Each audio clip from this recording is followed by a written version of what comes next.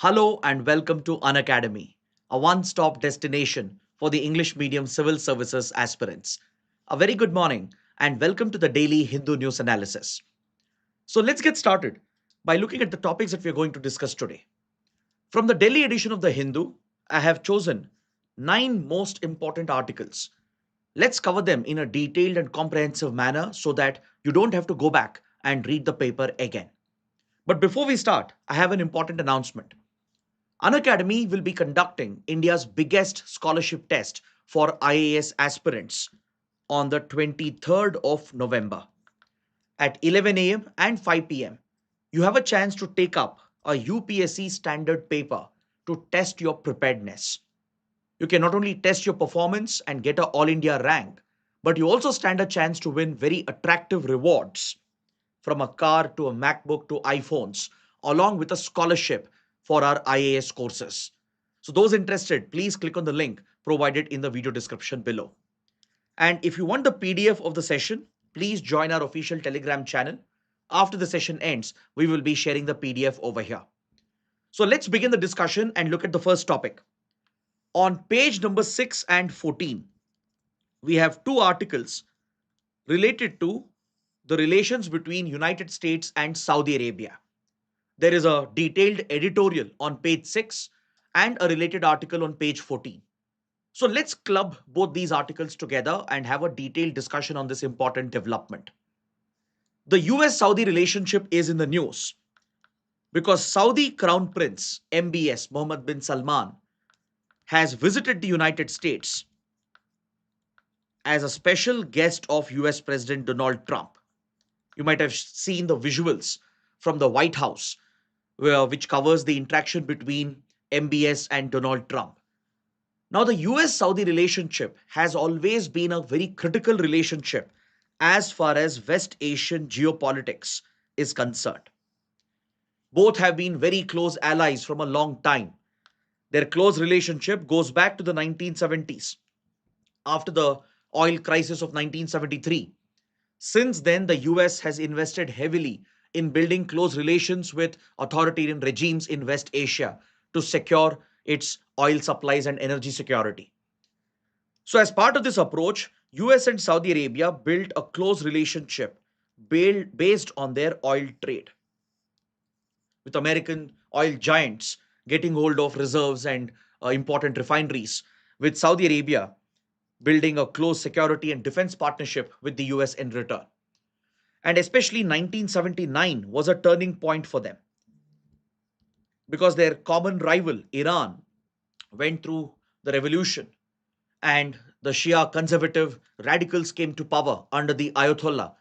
And as a result, Iran emerged as a major Shia conservative state in the region, posing a threat to Sunni Saudi Arabia and declaring US as an enemy. So, this common rivalry as well against Iran from 1979 onwards brought US and Saudi Arabia closer. So, US and Saudi Arabia have had a very good working relationship, but it has been disrupted once in a while. In fact, since 2018, US Saudi relations have been under a lot of strain. And that is what we need to understand. We need to discuss what happened in 2018. What are the developments taking place now? How does it impact these countries in the region? And what does it mean for India? India has very, very important relations with Saudi Arabia and United States. This is also connected to the Israel-Palestine question. See, US-Saudi relations took a major hit in 2001 as a result of the 9/11 terror attacks. The terrorist attack, which was carried out by Al Qaeda, had clear linkages with Saudi individuals. Osama bin Laden himself would be a Saudi national. Some of the terrorists were from Saudi Arabia. They had links with Saudi Arabia, and according to reports, they even had linkages with Saudi intelligence establishment. So it is believed, as again a conspiracy theory, that at least some individuals in Saudi Arabia might have been aware of the larger plot of the 9/11 terror attacks. So this ended up creating a friction between the intelligence establishments of US and Saudi Arabia, creating a divide between the two sides. But apart from this, US Saudi relationship has been a very friendly and close relationship based on their economic and strategic interests. Now, US had no problem in engaging with an authoritarian regime. Saudi Arabia is known to be a conservative monarchy which rigidly enforces religious codes and laws, which has been known to oppress women, and there has been no fundamental rights, and there has been blatant violation of human rights as well in the country. But US has never had any issues in ignoring those concerns and building a very pragmatic, realistic relationship with Saudi Arabia. Some call it the hypocrisy of the US. While it preaches human rights and democracy to others, it willingly works with authoritarian, totalitarian regimes just because it can serve its economic and strategic interests. So, this was the nature of the relationship, built on the foundation of their common rivalry against Iran, built on their energy needs, their defense and security requirements. The first major rupture in this relationship was the 9/11 terrorist attack. Given the Saudi linkages with Al Qaeda and some of the terrorists involved in the attack, there was a slight friction which did disrupt the relationship for some time. But this was a relationship that neither side could ignore because US needed Saudi support to deal with the regional imbalance in West Asia, especially to counter Iranian proxies from Hamas to Hezbollah to the Houthis. And US slowly built a bond between Israel and Saudi Arabia. See, till date, Saudi Arabia does not recognize Israel. The two countries do not have official diplomatic relations, and Saudi Arabia maintains a principled commitment for the establishment of Palestine.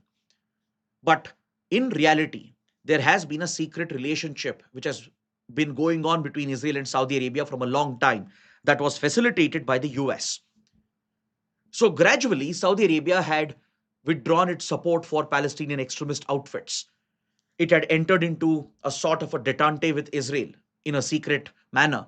And both sides were obviously looking at Iran as their common rival, as their common threat. Iran, which was targeting Israel, was obviously a threat from the Israeli perspective. So this brought these three countries together: US, Saudi, Israel, forming one axis, with Iran and its proxies forming another axis. So this has been the regional equation for a long time. And Saudi Arabia has depended heavily on US for military support, for supply of weapons, for military modernization. And it has sort of got a guarantee from Israel that Israel would not threaten Saudi dominance in the region. That's one reason why Saudi was willing to work with Israel secretly, though it never recognized the nation. And it was at the behest of the US. The US had facilitated this backdoor diplomacy between Saudi Arabia and Israel. But now things are unraveling at a very quick pace because something happened in 2018. It is all linked to a chain of events that have occurred in the last couple of years. In 2018, a Saudi dissident, Jamal Khashoggi, a well known journalist writing for the Washington Post, he was killed at the Saudi diplomatic mission in Turkey, in Istanbul. Inside the premises of the Saudi diplomatic mission in Istanbul, this Saudi dissident who had been exiled from Saudi Arabia, he had taken refuge in United States. He had become a journalist for the Washington Post, writing against the authoritarian regime of Saudi Arabia. He was exposing the atrocities of Saudi Arabia, writing against the king and the crown prince. So his journalistic endeavor was not appreciated by the Saudi regime. And as a result, there was a targeted killing which was executed inside the premises of the diplomatic mission when Jamal Khashoggi had arrived to renew his passport. So this killing created a shockwave.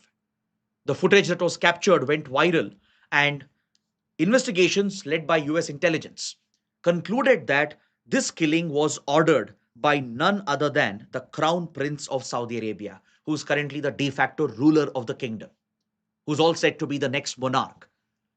The CIA pinned the blame directly on MBS, pointing out that there was intelligence available to indicate that the kill order had been issued by Mohammed bin Salman personally based on which Saudi intelligence carried out this covert mission inside Turkey to assassinate a dissident. Saudi Arabia is known to crush its critics, its opponents. So obviously, it wouldn't tolerate a critical journalist who had fled the country, who had taken refuge in the US, writing for a Western media and exposing the dirty secrets of the Saudi kingdom. So his killing created a shock wave and it led to a major disruption in US Saudi relations. The US committed to uphold the principle of accountability to ensure that Saudi Arabia pays for this murder which had been committed on foreign soil. In fact, Joe Biden, who was running for the presidential campaign, he had even promised that if he's elected, he will hold MBS personally accountable for this murder of Jamal Khashoggi. That was the extent to which the relationship had collapsed. And since then, MBS never traveled to the United States on a bilateral visit. Since the murder charges were brought up against the Crown Prince himself and Saudi intelligence operatives, MBS had stayed away from any bilateral engagement directly with the US, visiting the US in person. So, this visit is the first time that MBS is visiting the United States on a bilateral visit to meet with the US president. So, that tells you the significance of this visit. So, over the years, over the last 6, 7 years, the US has shown more willingness to let this murder slide away, to let MBS and Saudi Arabia get away with these charges. Because right now the US needs Saudi Arabia desperately to stabilize the West Asia region. Because see, when Trump won the presidency for the first time in 2016, he had championed the Abraham Accords in 2020. It was a milestone in West Asian diplomacy. With mediation of United States, Trump was convincing Arab nations like UAE and Bahrain to recognize Israel through the Abraham Accords and establish official diplomatic relations between them. Now, countries like UAE and Bahrain would have never signed on to the Abraham Accords if it did not have the blessings of Saudi Arabia. Because Saudi Arabia is the leader of the Sunni world. Though UAE is a power center in itself, there is a general agreement between these Sunni powers when it comes to their foreign policy, especially towards the question of Palestine. All the Arab countries have boycotted Israel right from 1947-48, especially since Israel unilaterally declared independence, which violated the two-state solution. So, based on their ideological commitment to support the creation of Palestine, to ensure the two-state formula is implemented, these countries had never set up official ties with Israel. In fact, in the Arab Muslim world, until 2020, only two nations had recognized Israel. That was Egypt in 1979 after the Camp David Accords and Jordan in 1990s. This was again at the behest of the US. Both Egypt and Jordan, they had been pushed on the back foot after the 1967 Six-Day War and the recurring conflicts in 1970s, the Yom Kippur War. In these conflicts, Israel had dominated against Egypt and Jordan. They were on the back foot. So US used the opportunity to convince these Arab Muslim nations to recognize Israel and set up formal relations with Israel. Apart from that, no other Arab Muslim country had relations with Israel until 2020. So UAE became the third Arab nation to recognize Israel in 2020 by signing the Abraham Accords. This was followed up by Bahrain. Then even African countries, Morocco and Sudan, they also recognized Israel and established relations with Israel.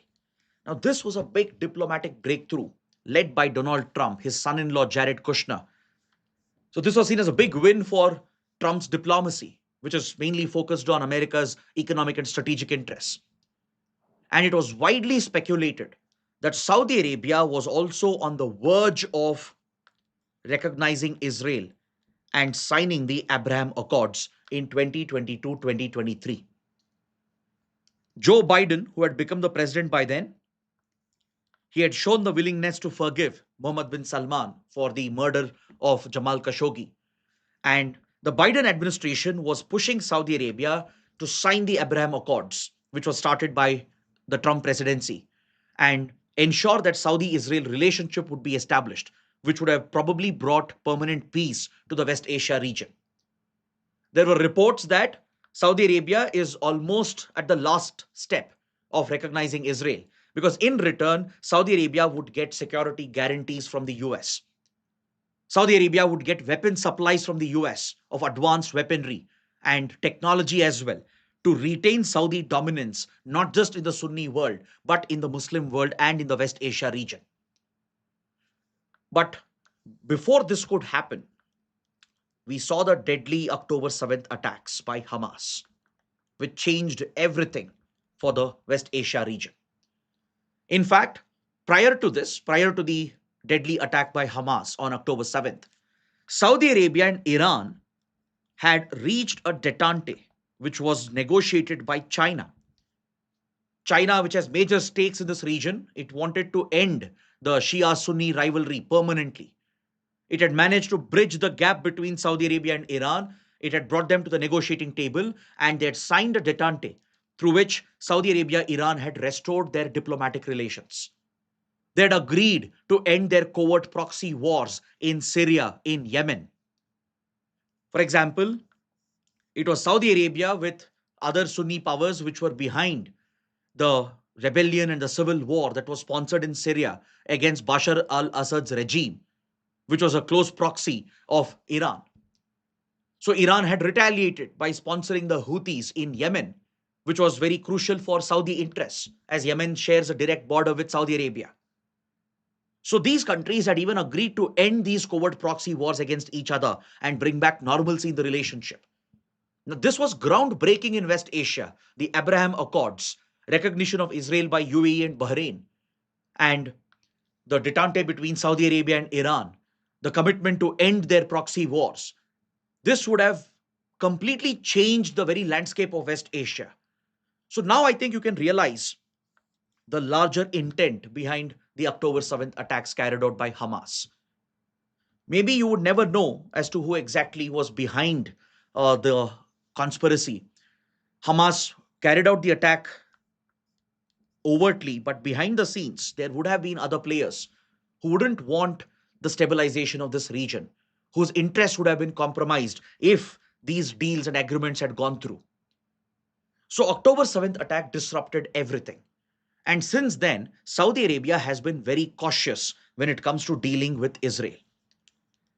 Saudi Arabia has seen the blatant aggression of Israel against Palestinians, the large scale disproportionate killings, the alleged war crimes and genocide which Israel allegedly has committed against Palestinians. That is something Saudi Arabia cannot stand because this could even trigger internal rebellion within Saudi Arabia if it aligns with Israel after what Israel has done against Palestinians. Plus, Israel's audacity to attack multiple countries from Syria to Iran to Lebanon, Yemen, and finally Qatar. Qatar, which was acting as a mediator between Hamas and Israel, right, came under attack when Israel targeted Hamas leadership in Doha. So this was seen as the crossing of a red line, sort of a Lakshman Rekha that Israel had crossed for Saudi Arabia. So Saudi Arabia has always felt that Israel's aggression could be a threat for all the Muslim nations, the Arab nations in the region, which is a legitimate concern. So now Saudi Arabia has insisted that if it has to sign Abraham Accords, if it has to recognize Israel, which the US wants, especially Trump, wants to bring back the Abraham Accords. He wants to be the champion of peace in West Asia. But for this to happen, Saudi Arabia's condition was very simple. Ensure that US forgets the charges against MBS, the murder charges, and more importantly, provide security guarantees and defense supplies to secure the interests of Saudi Arabia against any threat, be it from Israel or Iran or any proxies that are operating in the region. Saudi Arabia wants to secure its defenses. It wants advanced weaponry. that explains why Saudi Arabia went and signed a strategic defense pact with Pakistan. It was a direct reaction to Israeli attack on Doha, when Israel did not hesitate to target a major West Asian power. Saudi Arabia obviously felt threatened, and that is what pushed Saudi Arabia to sign the defense pact with Pakistan, a sort of a symbolic move to show that Pakistan's nuclear arsenal could be accessible to Saudi regime if required, to show that Pakistani armed forces could be accessible for Saudi services if necessary to counter Israel and its maneuvers in the region. So, Saudi demand was for complete dropping of these charges, US to embrace Mohammed bin Salman, inviting him to the country, signing deals, providing technology, and giving security defense guarantees. This was the guarantee that MBS expected, and the Trump administration has delivered this during this high profile visit. During this important visit, key agreements have been signed between US and Saudi Arabia. Please make a note of this. Trump has dismissed the murder allegations against MBS. If you see the video from the White House, it's quite shocking the kind of statements Trump has made. In fact, a journalist from ABC News asked about Jamal Khashoggi's murder directly to MBS himself, putting him in a very awkward spot. And Trump defended him and even condemned American media and even threatened ABS that your license, media license, will be revoked. So, I mean, this is happening in one of the world's so called most stable democracy, where the president is openly threatening the media for asking uncomfortable questions. But that aside, Trump openly defended MBS, saying that Jamal Khashoggi was not very much liked and his killing was unfortunate, but MBS can't be blamed for it. So basically, US is doing away with those charges completely. Trump has publicly acknowledged that MBS had nothing to do with the killing of Jamal Khashoggi. And they have gone on to sign important deals. What are the deals that have been signed? Saudi Arabia is making a $1 trillion commitment to be invested in the US. And a large part of it could end up benefiting the Trump industries, Trump's crypto investments. They will attract most of the Saudi investments. So you guess what sort of deal is this? Previously, Trump had asked Saudi Arabia for up to $600 billion worth of investments when Trump was in Saudi Arabia to meet with Syria's new leader of the HTS, the Hayat Tahrir al-Sham, which has taken control in Syria. Right? So during this meeting between Trump and Mohammed al-Julani, who's the current Syrian president, Saudi Arabia had facilitated this meeting between them. So then Trump had got a guarantee from MBS that Saudi would invest $600 billion in the US, most of the funds going towards Trump owned businesses. Now, the investment amount has been almost doubled to $1 trillion. And a large part of this money will go towards businesses owned by Trump, or in a way, directly or indirectly, benefits the Trump family itself. Then apart from this, US is promising defense supplies, including the future supplies of the F-35 fighter jets and American battle tanks to boost Saudi military preparedness. Because Saudi Arabia feels that it has been on a back foot when it comes to Israel and other major military powers in the region. Because for many decades, Saudi Arabia has relied on American security guarantees, on America's military presence in the region. Now, Saudi Arabia wants to create its own independent space, ensure it can defend itself if threatened by any rival, be it Israel or Iran. So, the condition here is if America delivers these promises, in return, Saudi Arabia could probably go on and recognize Israel. This is a possibility. Now that the Gaza peace plan is being worked out and implemented on the ground, now that it has been approved by UN Security Council, the US is likely to push Saudi Arabia to eventually recognize Israel and push them to have diplomatic relations between the two sides. So in return, the US is guaranteeing supplies of F-35 fighter jets, advanced battle tanks from the US to Saudi Arabia, and US will assist Saudi Arabia in AI technology and supply advanced computer chips, which are needed for establishing data centers and the AI tech industry in Saudi Arabia. because Saudi Arabia is looking to diversify its economy. It has been largely relying on its fossil fuel resources. So it realizes that it is limited because of the global shift towards clean, renewable energy. And Saudi Arabia wants to diversify its control over key resources. So Saudi Arabia is today trying to attract tech companies, AI startups, data centers to be set up in the country. So US would be supplying advanced computer chips and as well as assist Saudi Arabia in setting up AI industries. So these guarantees, these commitments have been provided, and that's why this visit is so important. This is something which can transform West Asia itself. And it appears that Mr. Trump has dehyphenated Saudi Arabia and Israel. Previously, Trump had a condition that US will help Saudi Arabia only if it recognizes Israel. But now Trump has agreed to dehyphenate the relationship because without Saudi Arabia recognizing Israel, US has agreed to this commitment. And in return, it has got $1 trillion worth of investments. So going forward, Trump might slightly nudge and push MBS to recognize Israel, but it's no longer a condition. Previously, it was a condition. Previously, for US to provide security guarantees and defense supplies to Saudi Arabia, the condition was Saudi Arabia had to sign Abraham Accords. So now you clearly see a dehyphenation, meaning the US is not basing its ties with Saudi Arabia on the condition that Saudi should recognize Israel. Now, for India, this will make things easier. Because see, we have good ties with Israel. We had good ties with Saudi Arabia, with UAE, with Iran. Of course, under Trump administration, India-US relations have taken a hit because of the tariff wars. But still, India is always in a good position as we maintain good ties with all of them. The multi-aligned policy of India has always been beneficial in that regard. But of course, this is also rooted in the fact that Israel should allow for the creation of Palestine. This is the fundamental question here. Saudi Arabia would not recognize Israel unless and until Palestine is allowed to be formed as a state. Now, this is part of the promise made under the Gaza peace plan pushed by Donald Trump, which was approved day before yesterday by the UNSC as well.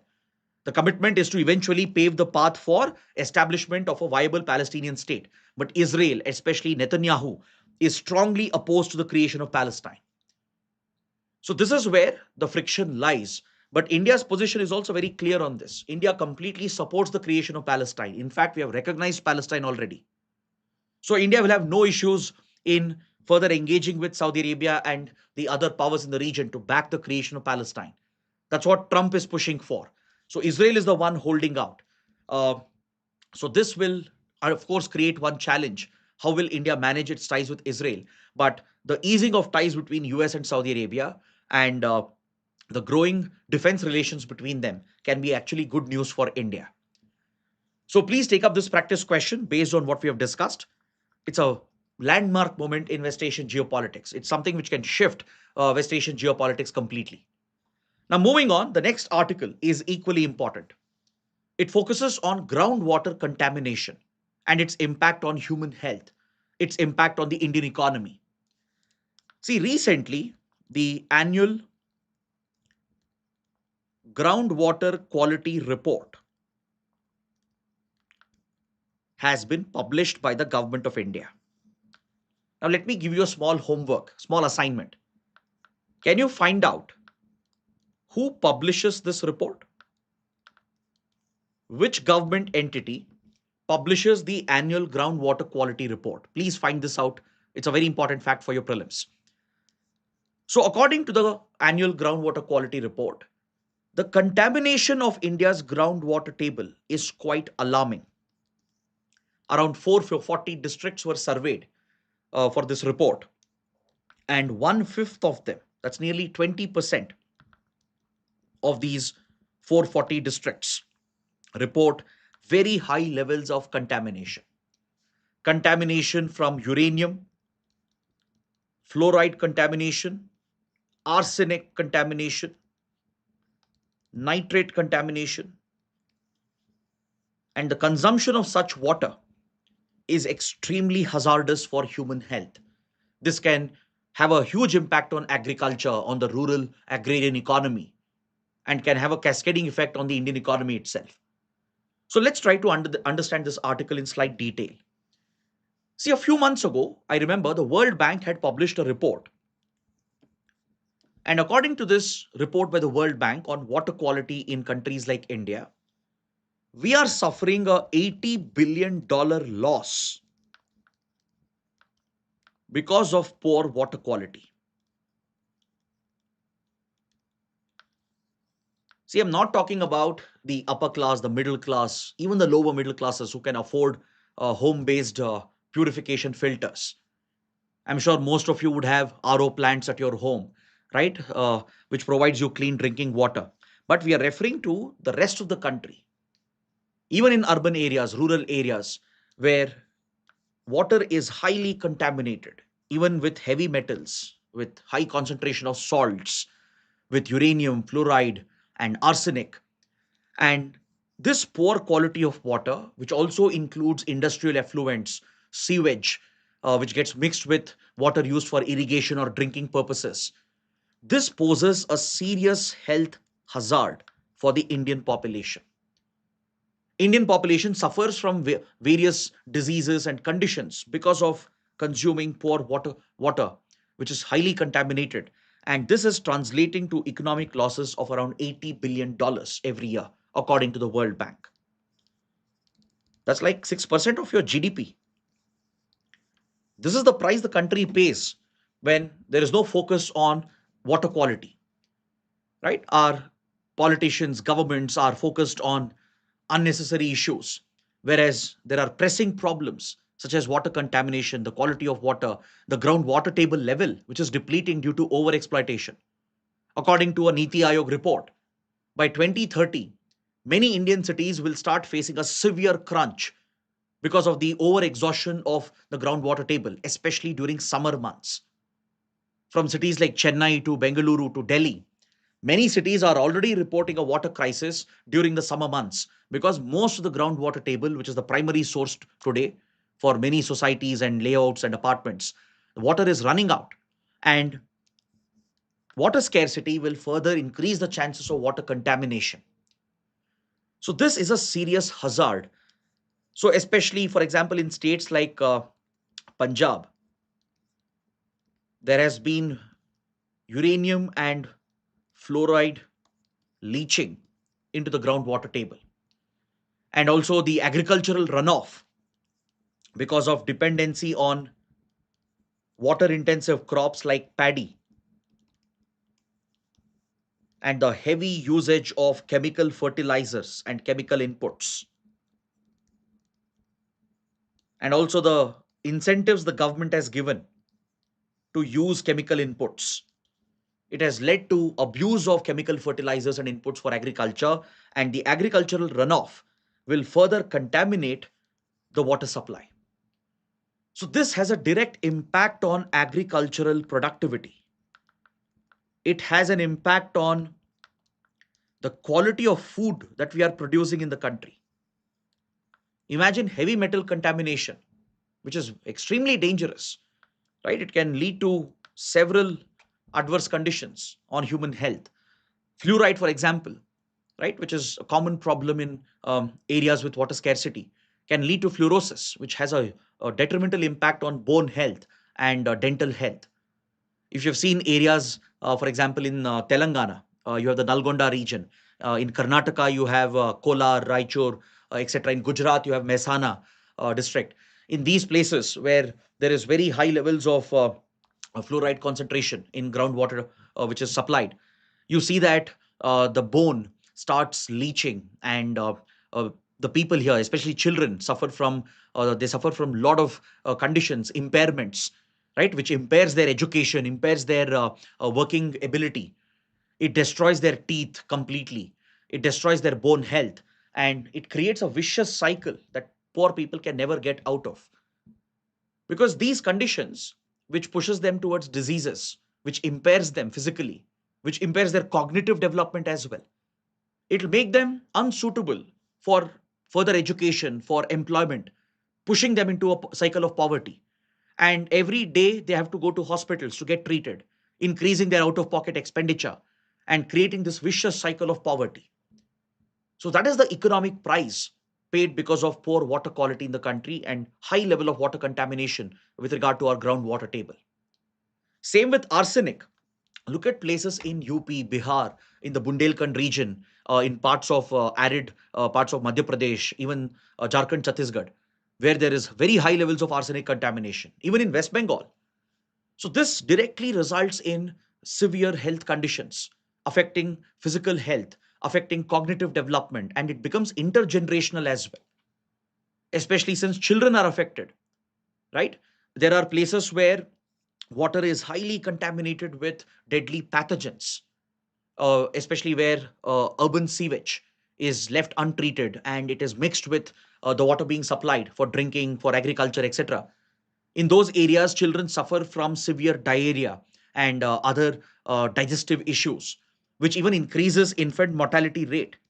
Children under the age of 5 years are extremely vulnerable for diseases that are spread through water. Waterborne diseases are a major health concern, which increases infant mortality rate.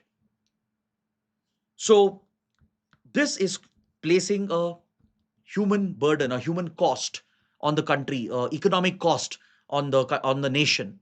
And that's why it's very, very important to address these issues at the earliest, because this is not a policy priority. Though government has various schemes in place, none of them are being properly implemented.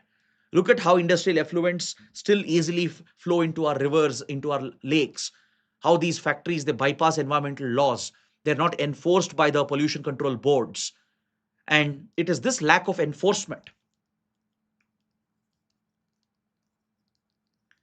which is resulting in this crisis. Then you also have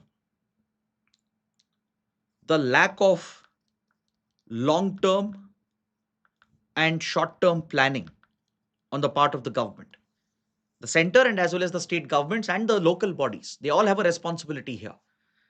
As a short term immediate measure to provide relief to the people, the state can help local communities to set up purifiers, either at the individual level or at the community level.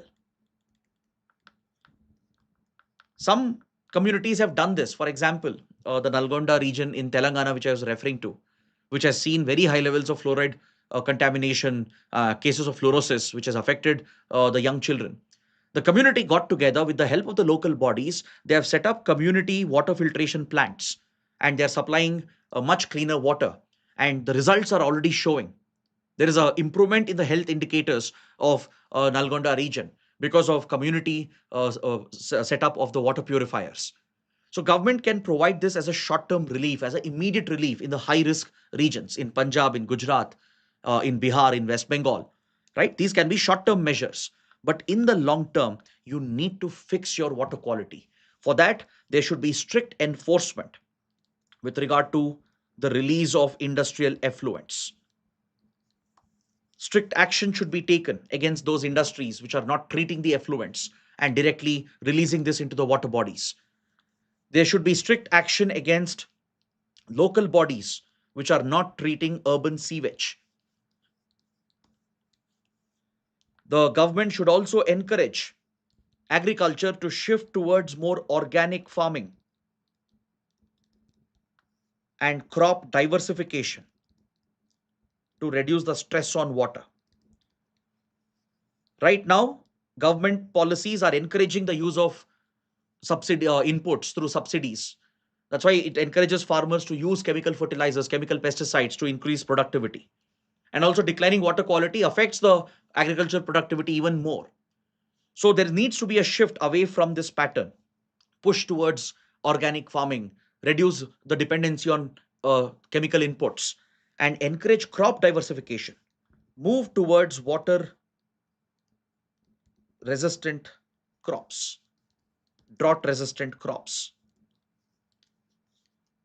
Replace high levels of paddy cultivation with pulses and other crops which are more resilient in that regard, which require less water. In areas where sugarcane is overgrown, right? Shift the farming towards other crops which are less water intensive. So this will be climate friendly. It will be friendly towards the ecosystem as well. And eventually it will help improve the agricultural output. Because if you don't do this, this can hurt your exports.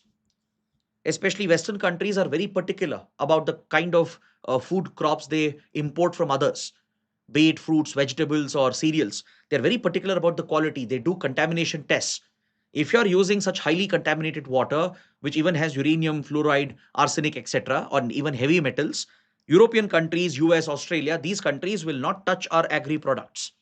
They will reject them, which will result in billions of dollars of losses for Indian farmers.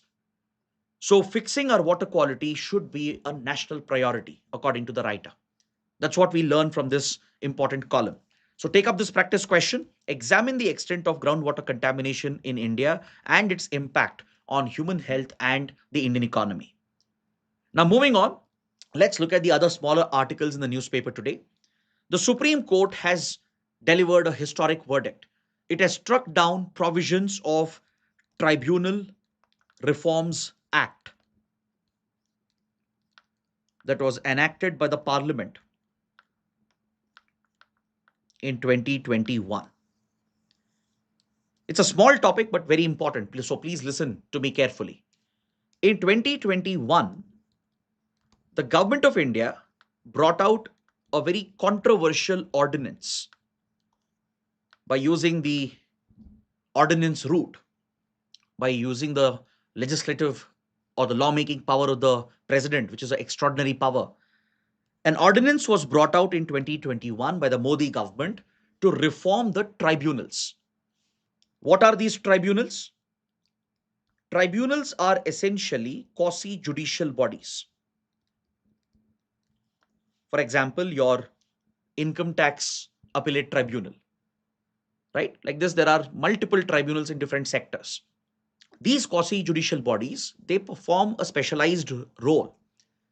They help in bringing expertise to deal with certain types of litigation. For example, National Green Tribunal. When environment related cases come up, you need a certain degree of expertise to handle those cases. Your regular judges of High Court, Supreme Court may not be able to handle them. So, tribunals, which are quasi judicial bodies, can bring that expertise. With regard to IT appellate tribunal, you need tax professionals who have expertise in taxation related matters, right? With regard to telecom disputes, with regard to consumer disputes, with regard to corporate related disputes, company act related disputes, you need a certain degree of specialization to handle such cases. So this helps bring that expertise, and it helps avoid delays in hearing these urgent matters. It will reduce the burden on your judiciary, because the higher judiciary is already overburdened with cases. High courts and Supreme Court, they are already overburdened. So if you allow for these cases to stagnate at High Courts and Supreme Court, it will eventually hamper your economic growth and development. Most projects will not go ahead. They'll be stalled forever until the courts decide on the matters. That's why tribunals are created, to fast track these cases, these litigations which will come up, right? And it will also bring expertise which is needed to deal with certain particular sectors and domains. So, with this purpose, tribunals are created. These are quasi judicial bodies. Now, these tribunals, they need a degree of independence if they have to function freely, right?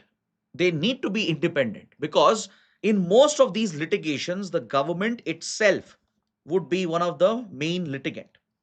Government control over tribunals should be as minimal and restricted as possible. In fact, there should be no direct control the government can exercise over the tribunals, or else they can't function independently.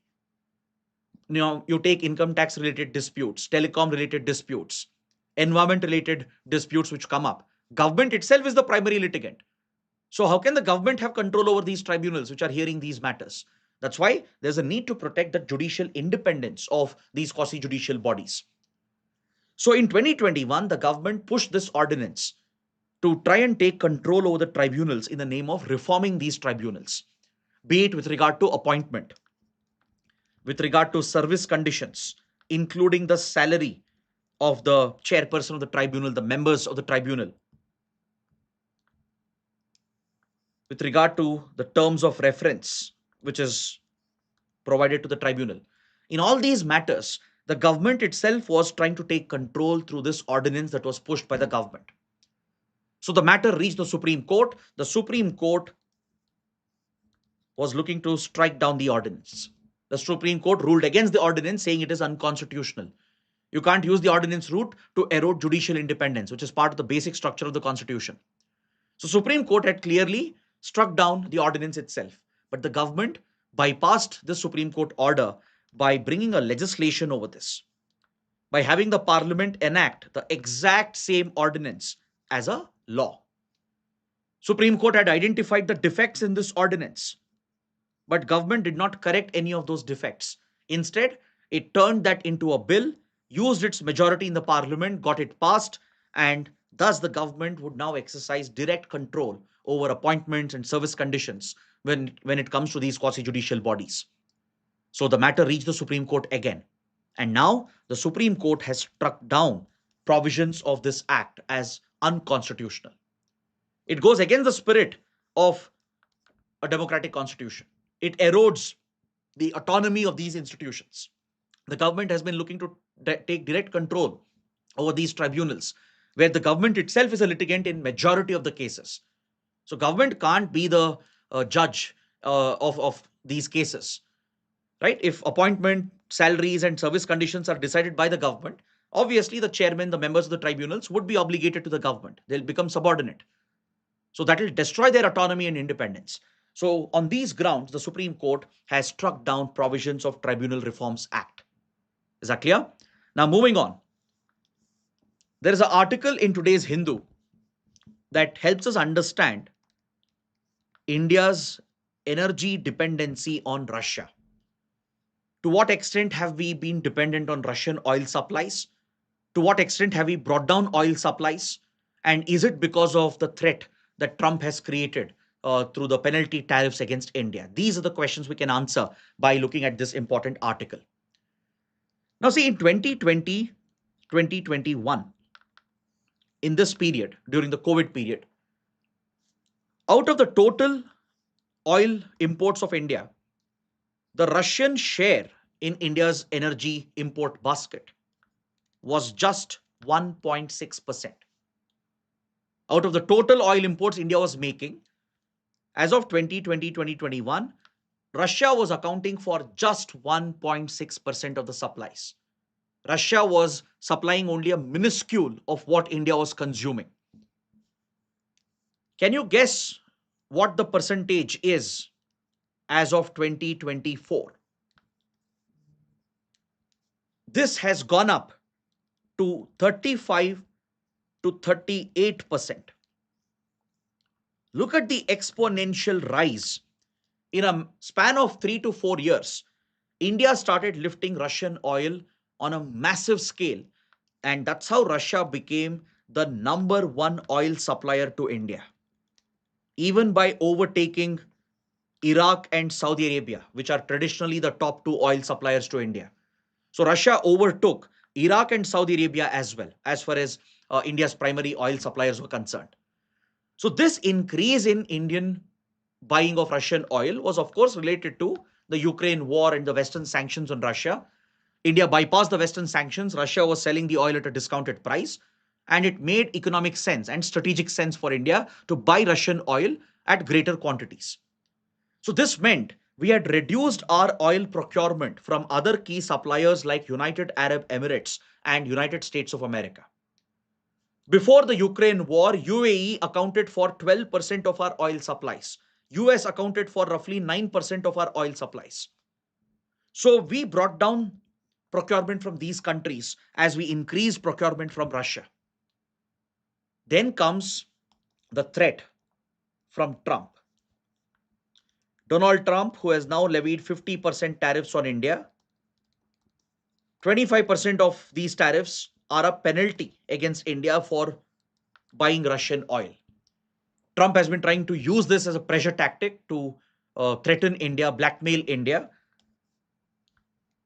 The current trade negotiations which are going on between India and US, the bilateral trade agreement which is being negotiated, It has been made contingent by the US on the fact that India should reduce the buying of Russian oil.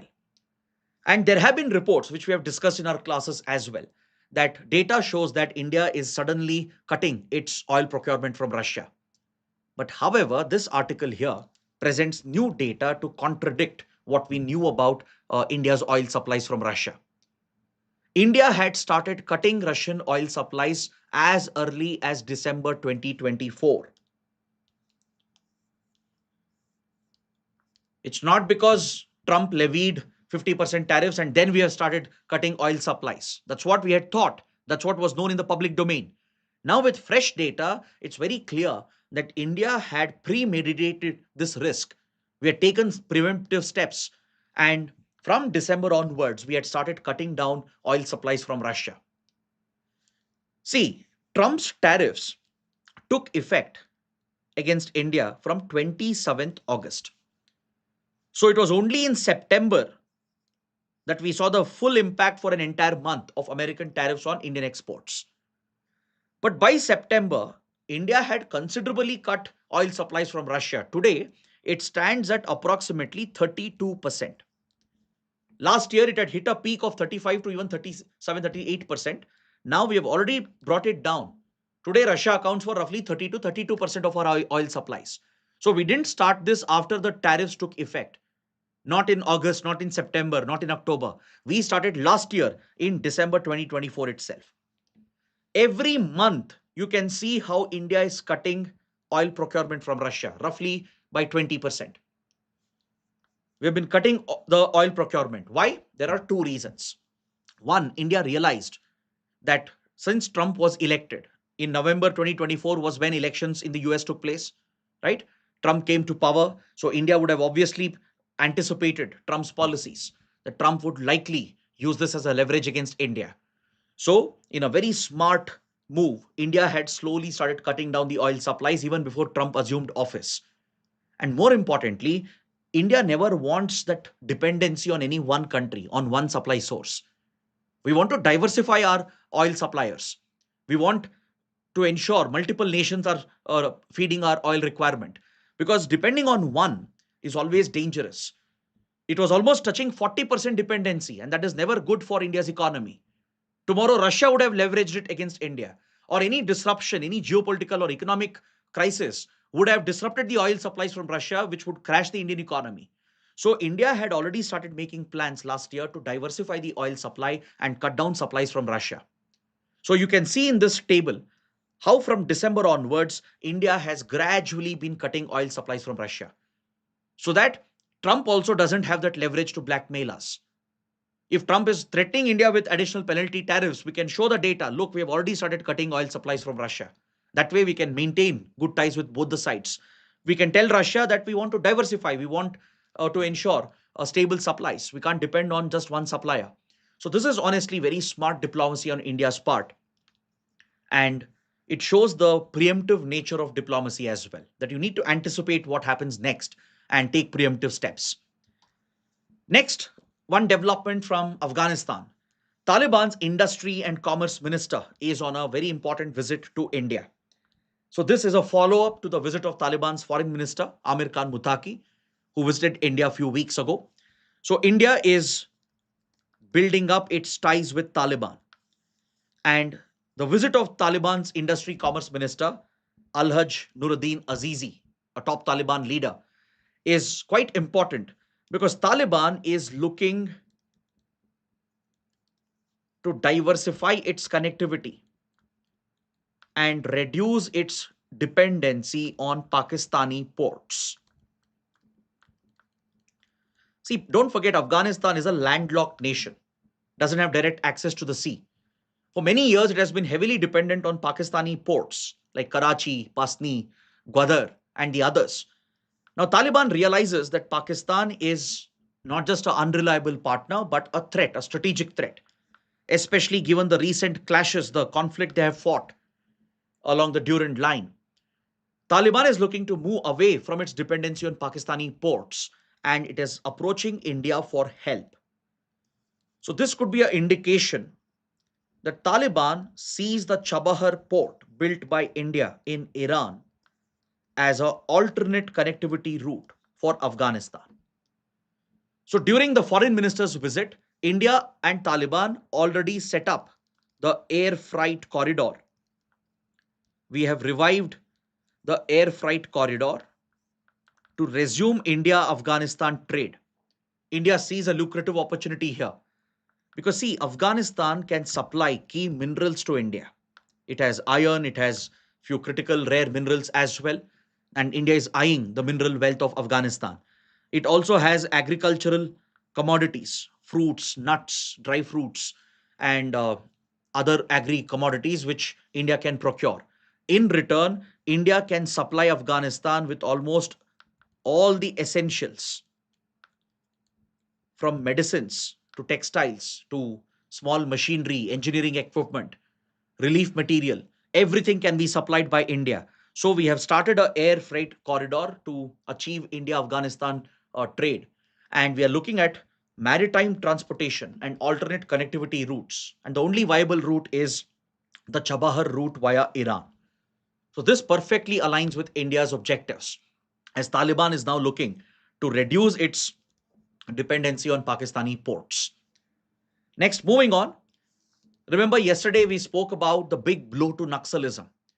We spoke about the killing of a top Maoist leader, the head of the Central Military Commission, Madhvi Himda, was killed by the security forces. And today we have another development. Another key member of the Central Committee, known as Tech Shankar, has been neutralized by the security forces in a massive win for our anti Naxal operations. I told you yesterday that currently in the CPI Maoist, just around 12 Central Committee members were alive after the killing of Madhvi Himda. Now, with the killing of another Central Committee member, it falls to 11. So the whole leadership is being brought down. The General Secretary Basavaraju was killed earlier this year. Several members of the Politburo Standing Committee were eliminated. And in the Central Committee, during the peak of Naxalism, there were 42 members who formed the top leadership of the Naxal movement. From 42, today the number is down to 11. Tech Shankar was a notorious Maoist known for his technical expertise. That's why the name Tech Shankar, which is a alias. He goes by the name Meturi Joga Rao, killed in a targeted intelligence led operation by the special forces of Andhra Pradesh. So, this is a big win for Andhra Pradesh police. The operation took place in the Alluri Sita Ramaraju district, a tribal stronghold which has some element of Naxal presence and influence. So, the killing of Tech Shankar marks another big win for the security forces. So, as we discussed yesterday, we are seeing the end game of Naxalism, the final lap, as India prepares to have a Naxal Mukt Bharat by next year, which is the goal set by the Prime Minister and the Home Minister. In the ongoing anti Naxal operations, Madhya Pradesh police has lost a commando. So, this is again an important fact. The Hawk Force is a specialist anti Maoist force of Madhya Pradesh police that specializes in jungle warfare. All the Naxal affected states, they have their own special force units. Like Andhra Pradesh, Telangana have the Greyhounds and the Octopus. Similarly, Odisha has its own special force unit. Chhattisgarh has its own special force unit. So the special force unit of Madhya Pradesh police is called the Hawk, which is a specialist in jungle operations, in guerrilla warfare tactics, which is the primary anti-Maoist force in Madhya Pradesh. So one of the inspectors has been martyred in the ongoing operations. Now, coming to the prelim section, let's take a quick look and wrap up the discussion after that. India has hosted the seventh meeting of National Security Advisors of the Colombo Security Conclave. So, what is this Colombo Security Conclave? See, in 2011, India had launched a trilateral maritime security initiative focusing on the maritime interests of the Indian Ocean. India had set up this initiative with three major Indian Ocean countries, with Sri Lanka and with Maldives. So these three countries launched a trilateral maritime security initiative to build cooperation between their armed forces, their security agencies.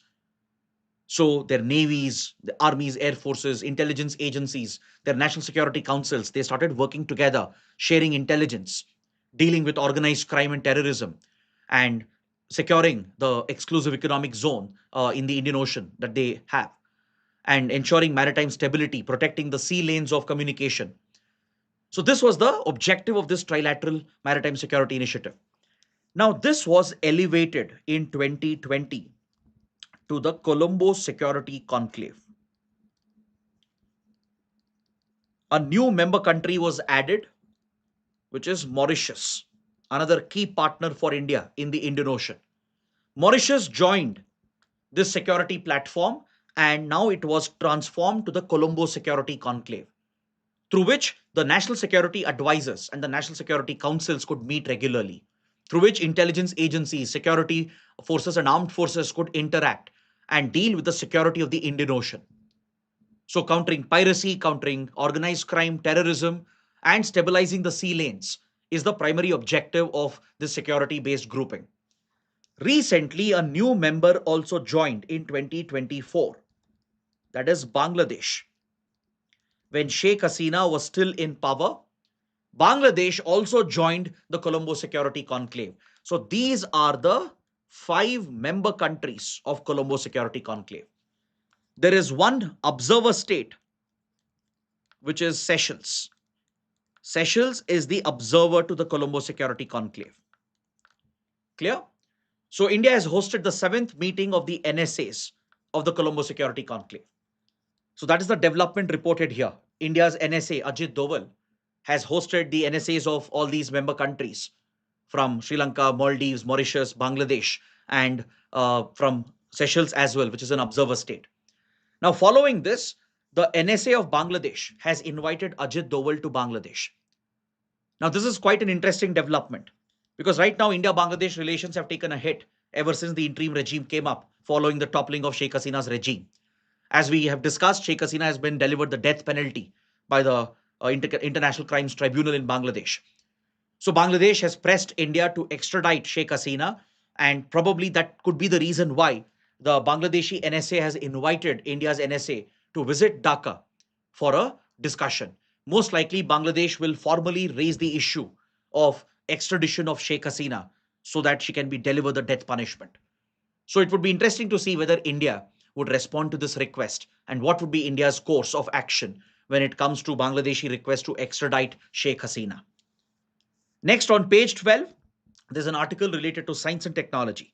The article refers to the successful testing of the CE-20 cryogenic engine by ISRO.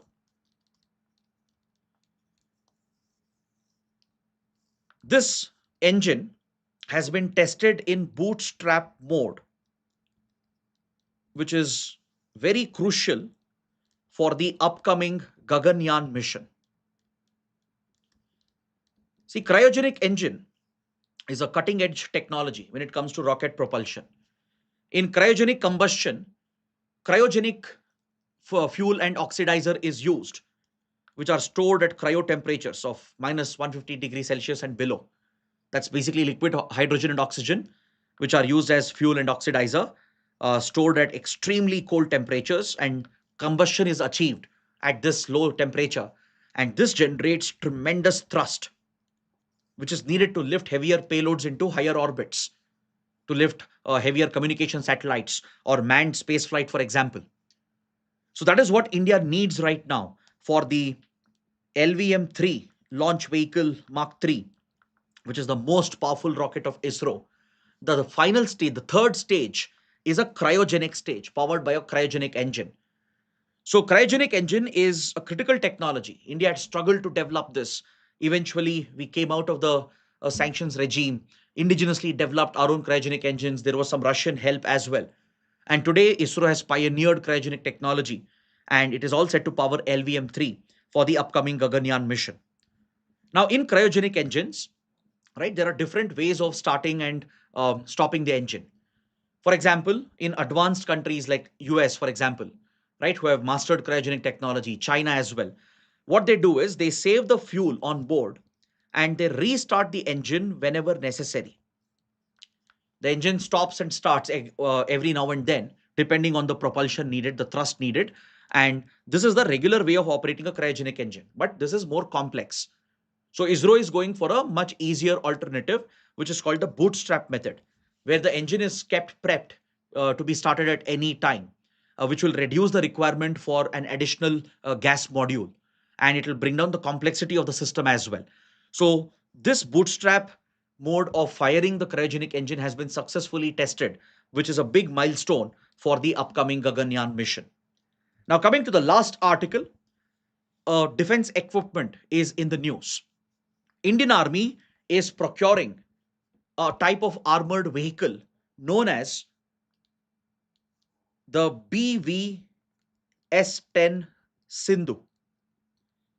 You can see this armored vehicle in the image over here.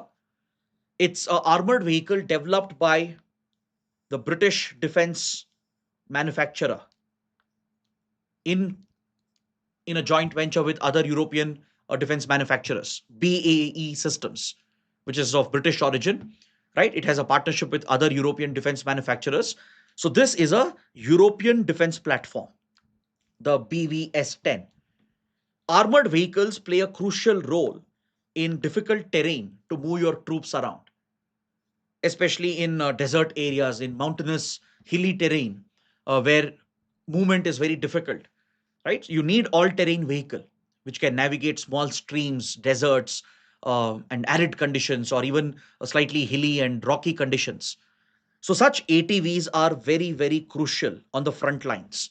And it's an armored vehicle which can withstand the impact of light fire or even mortar shell firing, right? And it can protect the troops as well.